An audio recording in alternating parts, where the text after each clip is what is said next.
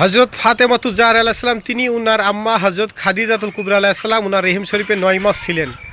এই 9 মাস আম্মাজান খাদিজাতুল কুবরা আলাইহিস সালাম তিনি বলেন যে এই 9 মাস আমার ঘরে মেশকে আম্বারের চাইতো সুঘ্রাণ বের হতো, যেন জান্নাতি সুঘ্রাণ। সুবহানাল্লাহ।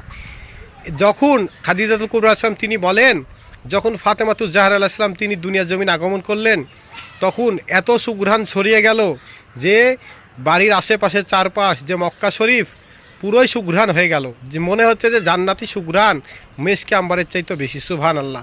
এই জন্যই প্রিয় রসুল হাবিবুল্লাহ সাল্লাল্লাহু আলাইহি সাল্লাম তিনি বলেন যে আমি যখন জান্নাতি সুঘ্রাণ নেয়ার মনে আকাঙ্ক্ষা করতাম তখন সাইয়্যিদাতুন নিসা ফাতেমাতুজ জাহরা আলাইহিস সালাম ওনাকে বুচা দিতাম, মানে চুম্বন দিতেন। সুবহানাল্লাহ। ফাতেমাতুজ জাহরা আলাইহিস সালাম ওনার একখানা বিশেষ শান মর্যাদা, কেননা আল্লাহ পাক তো ওনাকে সমস্ত সৃষ্টি জগতের চাইতে আলাদাভাবে সৃষ্টি করেছেন। এজন্য ওনার সম্মান মর্যাদা অনেক। এজন্য ওনার আজকে বিদায় দিনে ওনার সম্মান মর্যাদা বর্ণনা করা, মহব্বত করা, মিলাদ মাহফিল করা মুসলমানের দায়িত্ব কর্তব্য। আমিন।